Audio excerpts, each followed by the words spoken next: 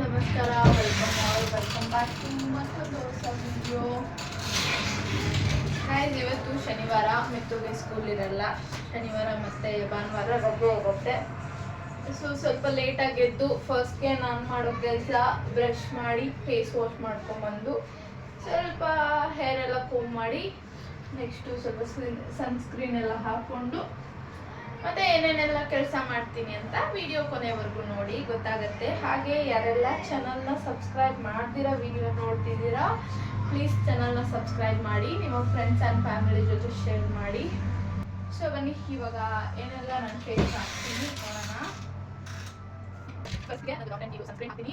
Daily 2 to 3 times daily apply ಮಾಡಬೇಕು. Night ಅವಶ್ಯಕತೆ ಇಲ್ಲ, ಮಾರ್ನಿಂಗ್ ಮಾತ್ರ ಅಪ್ಲೈ ಮಾಡಲೇಬೇಕು, ಇಲ್ಲಾಂದ್ರೆ ಬೇಸಿಕ್ ಔಟ್ ಆಗುತ್ತೆ. ನಾನು ಬಿಫೋರ್ 3 ಮಂತ್ಸ್ ಯೂಸ್ ಗೈಸ್, ನನಗೆ ಗೊತ್ತಿಲ್ದಿರ ನಮ್ಮ ಮನೇಲಿ ಎಷ್ಟೋ ಮ್ಯಾಟ್ರ್ ಆಗುತ್ತೆ, ನನಗೆ ಗೊತ್ತೇ ಆಗಲ್ಲ ಅದು. ಇವತ್ತು ನನ್ನ ಹಸ್ಬೆಂಡು ಸೆಕೆಂಡ್ ಶಿಫ್ಟ್ ಇತ್ತು, ಸೊ ಮಲ್ಕೊಂಡಿರ್ತಾರೆ, ಸ್ವಲ್ಪ ಲೇಟಾಗಿ ಎದ್ದೇಳ್ತಾರೆ ಅಂದ್ಕೊಳ್ತೆ. ನಾನು ಎದ್ದು ನೋಡಿದಾಗ ಹಸ್ಬೆಂಡ್ ಬೆಡ್ಡಲ್ಲಿ ಇದ್ದಿಲ್ಲ. ಯಾಕೆ ಅಂತ ಕಾಲ್ ಮಾಡಿದಾಗ ಗೊತ್ತಾಯಿತು, ನಮ್ಮ ಮಾವ ಅವ್ರಿಗೆ ಏನೋ ಸ್ವಲ್ಪ ಬ್ರೀತಿಂಗ್ ಇಶ್ಯೂ ಆಗಿದೆ ಅಂತ ಹಾಸ್ಪಿಟಲ್ ಕರ್ಕೊಂಡೋಗಿ ಅಡ್ಮಿಟ್ ಮಾಡಿದ್ದೀನಿ.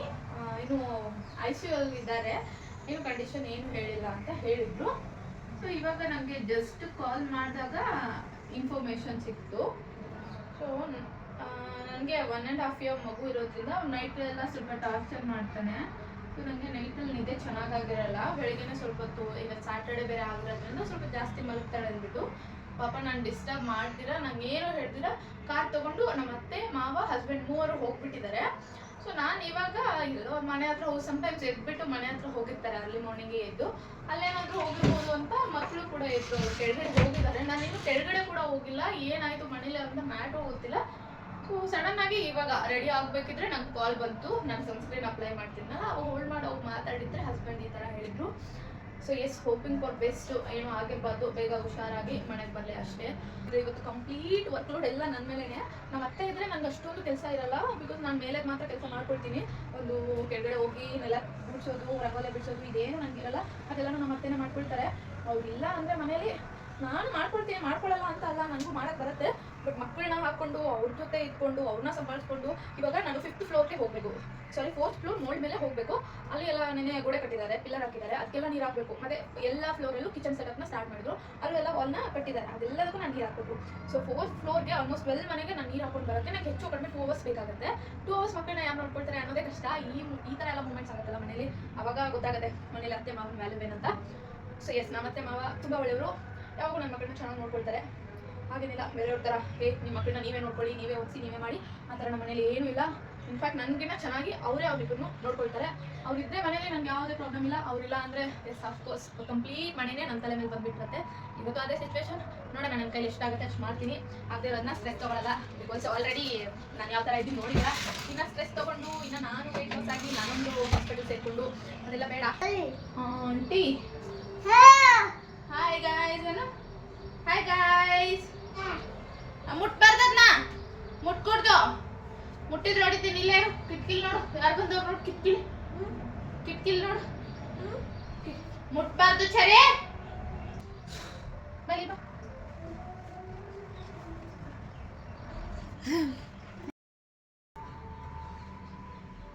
ಆಫ್ಟರ್ 6-7 months ಇವತ್ತು ನಾನು ನಮ್ಮ ಮನೆ ಬಾಗಿಲೆಲ್ಲ ಗೂಡಿಸಿ ರಂಗೋಲೆ ಬಿಡಿಸೋದು. ನಮ್ಮ ಅತ್ತೆ ಇಲ್ಲ ಅಂತ, ನಮ್ಮ ಅತ್ತೆ ಇದ್ದರೆ ಇದು ನಾನೇನು ಮಾಡಲ್ಲ, ಪಾಪ ಎಲ್ಲ ಅವರೇ ಮಾಡ್ತಾರೆ. ಈ ಸ್ಟೆಪ್ಸ್ ಎಲ್ಲ ಕ್ಲೀನ್ ಮಾಡಬೇಕು, ಇಲ್ಲೆಲ್ಲ ಕ್ಲೀನ್ ಮಾಡಬೇಕು.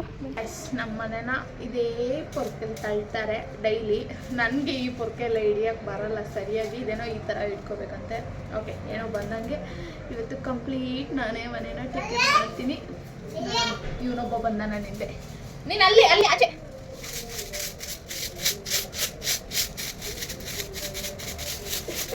ನಾನು ಹೊಸ್ಲೆಲ್ಲ ತೊಳ್ಕೊಂಡು ಆಚೆ ನೀರು ಹಾಕ್ಕೊಂಡು ಬರೋ ಅಷ್ಟೊತ್ತಿಗೆ ಹೊಸ್ಲೆಲ್ಲ ಒಣಗೋಗ್ಬಿಟ್ಟಿತ್ತು. ಸೊ ಮತ್ತೆ ಇವಾಗ ಕೈಯಲ್ಲಿ ಅರಿಶಿನ ಕುಂಕುಮ ಹಾಕ್ಕೊಂಡು ಅದಕ್ಕೆ ಸ್ವಲ್ಪ ನೀರು ಹಾಕಿ ಕಲಿಸ್ಬಿಟ್ಟು ಈ ಥರ ಬೊಟ್ಟಿಕ್ತಾ ಇದ್ದೀನಿ. ನಮ್ಮ ಅತ್ತೆ ಎಲ್ಲೆಲ್ಲೆಲ್ಲೂ ಇಕ್ಕಿದ್ರು, ನಾನು ಸ್ವಲ್ಪ ಇಕ್ಕಿದ್ದೀನಿ. ಗೈಸ್, ಹಂಗೂ ಹಿಂಗೂ ಕಷ್ಟಪಟ್ಟು ರಂಗೋಲಿ ಬಿಡಿಸಿದ್ದೆ. ನನ್ನ ಚಿಕ್ಕ ಮಗ ಇದೆಲ್ಲ ಹಾಳು ಮಾಡ್ದ, ಇನ್ನು ದೊಡ್ಡ ಮಗ ಬಂದಿಲ್ಲ, ಬಂದಮೇಲೆ ಅದು ಹಾಳು ಮಾಡ್ತಾನೆ. ನಂಗೆ ಬಿಡ್ಸೋಕ್ಕೆ ಬರೋದು ಇಷ್ಟೇ, ಇನ್ನೊಂದು 2 ಡಿಸೈನ್ ಬರುತ್ತೆ ಅಷ್ಟೇ ಬಿಡಿಸಿದ್ದೀನಿ, ಏನು ಅನ್ಕೋಬೇಡಿ. ಇದು ನನ್ನ ದೊಡ್ಡ ಮಗನು, ಇದರಲ್ಲಿ ಚಿಕ್ಕ ಮಗ ಹಾಗೆ ದೊಡ್ಡ ಮಗ ಇಬ್ಬರು ಇದ್ದಾರೆ. ನನಗೆ ಹೆಣ್ಮಗು ಬೇಕು ಅಂತ ತುಂಬ ಆಸೆ ಇತ್ತು, ಅದಕ್ಕೆ ಚರಿಗೆ ಹೆಣ್ಮಗು ಬಟ್ಟೆ ಹಾಕಿ ಫೋಟೋ ತೆಗ್ಸಿರೋದು. ಆವಾಗ ಮಿತ್ತೂನು ಪಕ್ಕದಲ್ಲಿರೋದು. ಇನ್ನು ಅವನ ಅಡಿಕ್ಷನ್ ಇಲ್ಲಿದೆ ಸ್ಪೈಡರ್ ಮ್ಯಾನ್. ಇವಾಗ ಹಾಸ್ಪಿಟ್ಲಿಂದ ಕಾಲ್ ಬಂದಿತ್ತು, ಅಮೌಂಟ್ ಬೇಕು ಸ್ವಲ್ಪ ತಗೊಂಡು ಬಾ ಅಂತ. ಸೊ ಸ್ವಲ್ಪ ಏನಲ್ಲ, ಆ್ಯಟ್ ಪ್ರೆಸೆಂಟ್ ಇವಾಗ ಮಾರ್ನಿಂಗ್ 5:30 5:40 ಹೋಗಿದ್ದಾರೆ. ಇವಾಗ ಟೈಮ್ ಬಂದುಬಿಟ್ಟು ಐ ಥಿಂಕ್ 9:40 ಅನ್ಕೊತೀನಿ. ಜಸ್ಟ್ 2-3 ಅವರ್ಸಲ್ಲಿ ಆಲ್ರೆಡಿ ಒಂದು 50,000 ತೊಗೊಂಡು ಹೋಗಿದ್ರು. ಅಷ್ಟನ್ನು ಪೇ ಮಾಡಿ ಮತ್ತೆ ಒಂದಿಷ್ಟು ತಗೊಬರೋಕ್ಕೆ ಹೇಳಿದ್ದಾರೆ. ಏನು ಮಾಡೋಕ್ಕಾಗಲ್ಲ, ಹಾಸ್ಪಿಟ್ಲ್ ಅಂದರೆ ಇಷ್ಟೇ. ಕೆಳಗಡೆ ಕೆಲಸ ಮುಗಿಸಿ ಬರೋ ಅಷ್ಟೊತ್ತಿಗೆ 10:30 ಆಗೋಗ್ಬಿಡ್ತು. ಪಾತ್ರೆ ನೋಡಿದರೆ ಒಂದು ಸಿಂಕ್ ಫುಲ್ ಇದೆ. ಇದಷ್ಟು ತೊಳೆದು ನಾನು ಇನ್ನೂ ಟಿಫನ್ ಮಾಡಿ ತಿನ್ನೋ ಅಷ್ಟೊತ್ತಿಗೆ ಮತ್ತು ನೈಟಾಗಿ ಹೋಗ್ಬಿಡತ್ತೆ. ಸೊ ಪಾತ್ರೆ ಎಲ್ಲ ತೊಳೆದು ಕ್ವಿಕ್ಕಾಗಿ ಒಂದು ಟೊಮೆಟೊ ಬಾತ್ ಮಾಡಿದೆ. ಹಾಗೆ ರೆಸಿಪಿ ಕೂಡ ಶೂಟ್ ಮಾಡ್ಕೊಂಡಿದ್ದೀನಿ. ಬಿಕಾಸ್ ನಾನು ಫೇಸ್ಬುಕ್ ಮತ್ತು ಇನ್ಸ್ಟಾಗ್ರಾಮಲ್ಲಿ ಕೂಡ ಪೇಜ್ ಇದೆ, ಅಲ್ಲೂ ಶಾರ್ಟ್ಸ್ನ ಅಪ್ಲೋಡ್ ಮಾಡ್ತೀನಿ. ಏನೇ ಟಿಫನ್ ತಿಂದುಬಿಟ್ಟು ಮನೆ ಮೇಲೆ ನೀರು ಹಾಕಿದ್ದಿಲ್ಲ ಅಂತ ಮಕ್ಕಳನ್ನ ಪಕ್ಕದ ಮನೆಯವ್ರ ಹತ್ರ ಬಿಟ್ಟು ಇಲ್ಲಿ ಬಂದು ತಲೆ ಎಲ್ಲ ಕಟ್ಕೊಳ್ತಾ ಇರ್ತೀನಿ. ನನಗೇನೋ ಇಲ್ಲಿ ಬಂದು ತಲೆ ಓಪನ್ ಮಾಡಿಕೊಂಡು ಈ ಥರ ಗಾಳಿ ಕೂದಲೆಲ್ಲ ಹಾರಾಡಿಸ್ಕೊಂಡು ಒಂಥರ ಫಿಲ್ಮಿ ರೇಂಜಲ್ಲಿ ವಿಡಿಯೋ ಶೂಟ್ ಮಾಡ್ಕೊಳ್ಳೋದಂದರೆ ತುಂಬ ಇಷ್ಟ. ಬಟ್ ಕ್ಯಾಮ್ರಾನ ಯಾವ ಆ್ಯಂಗಲಲ್ಲಿ ಸೆಟ್ ಮಾಡಿರ್ತೀನೋ ಗೊತ್ತಿರಲ್ಲ. ಅಲ್ಲಿ ಸೆಟ್ ಮಾಡಿದಾಗ ಮಾತ್ರ ಚೆನ್ನಾಗಿ ಕಾಣಿಸ್ತಾ ಇರುತ್ತೆ. ಈ ಥರ ವಿಡಿಯೋ ಎಡಿಟ್ ಮಾಡಬೇಕಿದ್ರೆ ನೋಡಿಕೊಂಡ್ರೆ ಅರ್ಧ ಬಾಡಿ ಇರುತ್ತೆ, ಇನ್ನು ಅರ್ಧ ಬಾಡಿ ಇರೋದೇ ಇಲ್ಲ.